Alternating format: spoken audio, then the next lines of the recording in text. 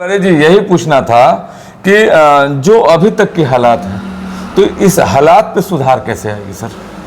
देखिए ना, सबसे बड़ी बात है कि मैं बहुत पहले से कहते आ रहा हूँ कि चुनाव आयोग जो है जी जी, उसको अपने नीति में बदलाव करना पड़ेगा। बिल्कुल बिल्कुल।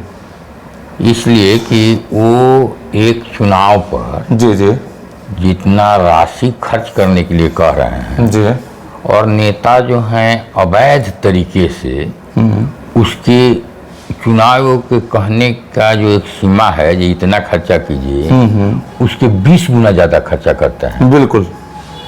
तो प्रशासन जब ईमानदार हो जाएगा और चुनाव आयोग जो है वो ईमानदार हो जाएगा, तो निश्चित रूप से हमारे नेता भी कुछ ईमानदार होंगे। और जब नेता ईमानदार होंगे, उनके अंदर ऑनेस्टी होगी, तो हम को कहीं मांगने की जरूरत नहीं पड़ेगी। हम इतने सक्षम हैं। जैसे उदाहरण स्वरूप देखिए, लाल बहादुर शास्त्री जी की जो सादगी का जीवन था, जी, इसी जगह बिहार में कर्पूरी ठाकुर जी का जो सादगी का जीवन था, जी बिल्कुल, और उनका जो सरकार चलाने की जो व्यवस्था नीति थी और उनकी ईमानदारी, जी, आज भी उनको मतलब जो अच्छे नेताओं में उनकी आज भी गिनती होती है। और ऐसे नेता जैसे बिंदेश्वरी दुबे जी थे, जी जी जी, भागवत आजाद जी, जी जी जी, ये सब लोग, सत्येंद्र बाबू थे जी, ये सब लोग जो महान लोग थे, उनकी महानता की चर्चा बिहार में एक एक व्यक्ति करता है अच्छे तरीके से। श्री जी थे उसी में, श्री जो मुख्यमंत्री जी थे, प्रथम मुख्यमंत्री श्री बाबू, वो भी थे, उन्होंने नींव रखा। अरे देखिए, आप अपने पिता का आलोचना कीजिए, लेकिन पिता ने जो घर बनाया, हाँ जी, उसी घर में आपकी जन्म हुई थी। आप सोच रहे हैं, पूछ रहे हैं कि ये घर खराब है, आप तो उससे अच्छा बना कर दिखाइए। यह चेतना होनी चाहिए। बिल्कुल बिल्कुल। देखिए, आज भी अगर हमारे विधायक, हमारा मुखिया, हमारे जो भी जनप्रतिनिधि है, हमारे जो सरकारी कर्मचारी हैं, सब अफसर हैं, वो मोह माया में फंस करके, वो भी जानते हैं, सब लोग जानता है कि जो मतलब लकड़ी पर जल जाना है, कुछ लेकर नहीं जाना है। इसके बावजूद भी ये स्थिति, उसके बावजूद भी नेता से लेकर के, जनप्रतिनिधि से लेकर के और अफसर तक, हो सकता है जो 2-4-5 बचे हों, ज्यादा से ज्यादा लोग जब भ्रष्टाचार में लिप्त है, तो भ्रष्टाचार तो गरीबी अमीरी में ज्यादा खाई उत्पन्न करता है। उसी खाई, मजदूर जो है, उसी खाई का हिस्सा है कि बिहार की स्थिति आज तक ऐसी। हाँ, यह स्थिति शिक्षा में ज्यादा से ज्यादा योगदान होता, बढ़ावा होता।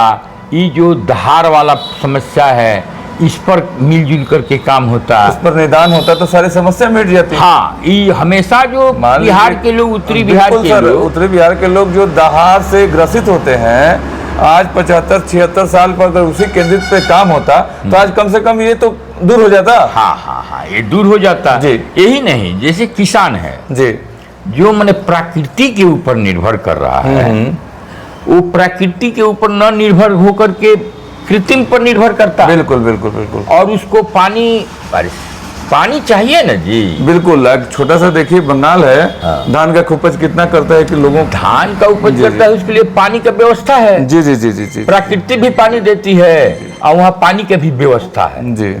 तो उसी तरह से बिहार में भी जैसे नहर का व्यवस्था है, जब नहर की पानी की आवश्यकता है तो पानी नहीं मिलेगा, आज जब चारों बगल पानी होगा तो नहर पानी छोड़ देता है। अच्छा, इसको भी मतलब इन नहर की व्यवस्था को सुदृढ़ करने के लिए हम पहले से ही बोलते आ रहे हैं कि ये नहर योजना जो है बिहार के लिए अलग, उत्तर प्रदेश के लिए अलग नहीं होना चाहिए। सिंचाई योजना का राष्ट्रीयकरण होना चाहिए। बिल्कुल। और नहर जो आपको मतलब भैंसा लोटन से जो चलता है जी, उत्तर जी, जी। प्रदेश होकर के बिहार में आता है, इसको मतलब राष्ट्रीय स्तर पर इसका नीति बनना बिल्कुल चाहिए। बिल्कुल, ताकि सभी किसानों को फायदा मिल सके, फायदा मिल और सके। किसान जो रास्ते पर उतर रहे हैं वो रास्ते पर न उतर कर अपना हाँ, उनका लाभ लाभ वाला उठा सके। व्यवसाय बिल्कुल, हो, लाभ वाला व्यवसाय हो। अभी देखिए ना, जैसे किसानों के लिए एक और जो भी थोड़ा सा किसान है वो सब रो रहा है कि भाई ये कौन गाय आ गई है, नीलगाय। तो ये नीलगाय जो है उससे मकई नहीं बोता है, तो फलाना बिहार के किसानों को तो नीलगाय और बंदर से बहुत ज्यादा परेशानी है, कष्ट है। परेशानी तो वन इतना है विभाग- सर कि जो खेती करना चाहते थे, छोटा मोटा किसान थे, वो डर से खेती करना छोड़ दे रहे हैं। तो वन विभाग जो है इन सारी जानवरों को ले जा करके जंगल में छोड़ता, बिल्कुल, उसको मिलता भी, या मतलब आप बड़ा बड़ा कहीं फार्म जो बनाए हैं उसमें रखिए, उसको खाना पीना देने की व्यवस्था कीजिए। देखिए ना, अब आजकल जो हो गया है, जो कोई सांसद का व्यक्ति है उसी को कुछ रखने, पहले मतलब आपको देखे होंगे छपरा से आ रहे होंगे तो वो गाय का बहुत बड़ा झुंड रहता था। हाँ। ना, तो मैंने झुंड नहीं, मतलब रखने के लिए गवर्नमेंट की व्यवस्था थी। जनरिया गाय है, फलाना है, तो इसके लिए भी बिहार नहीं पूरे देश स्तर पर एक नीति बनना चाहिए। ऐसी नीति तो यूपी में देखने को मिल रहा है, वहाँ गाय संरक्षण के लिए बहुत सारा गौशाला खोला गया है, लेकिन बिहार में गौशाला जो है यहाँ पर भी खोला जा रहा है। जी। हम ये ना कह रहे हैं, अनेरिया है। बिल्कुल। माते खाली सिर्फ गाय नहीं ना है, भैंस भी तो है। ये जानवर जो है जो मतलब सबसे ज्यादा तबाह मचाए हुए है।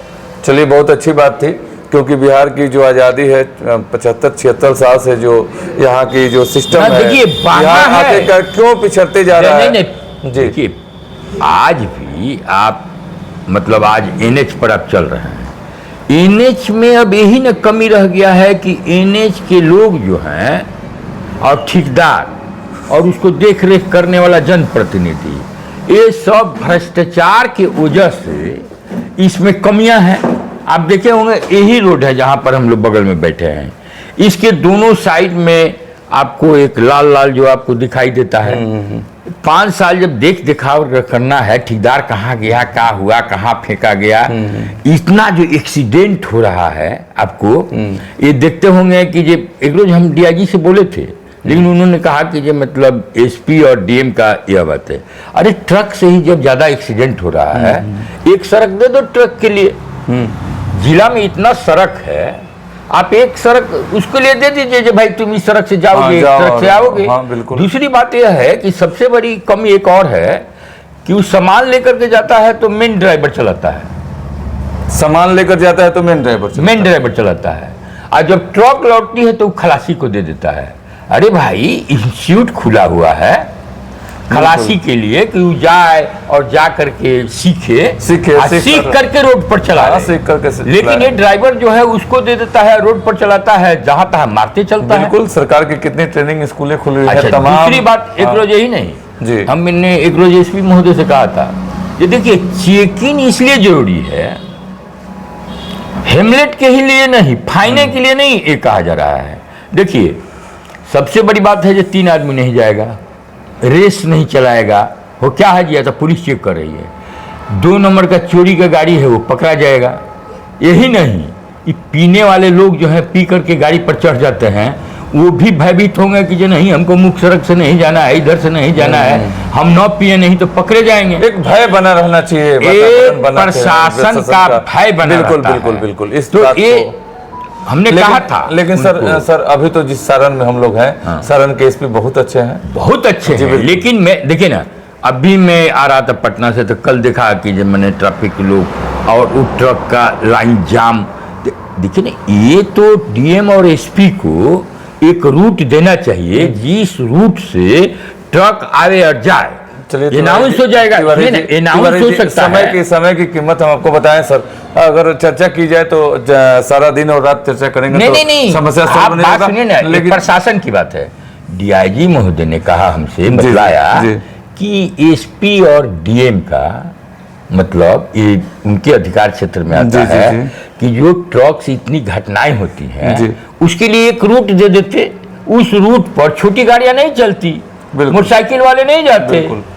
वो अपने एक रूट से आते और जाते। बिल्कुल। देखिए ज्यादा बड़ी बड़ी गाड़ियां जो है वो तो सब उत्तर प्रदेश वाला ना बालू लेकर आ रहा है, बना दिया, मतलब इन्होंने बनाया था कि ये इतना ओवरलोड नहीं होना चाहिए, तो वो क्या कर दिया है सब कि ये ट्रेन की इंजन जैसा डब्बा बना लंबा दिया। सा गाड़ी लेकर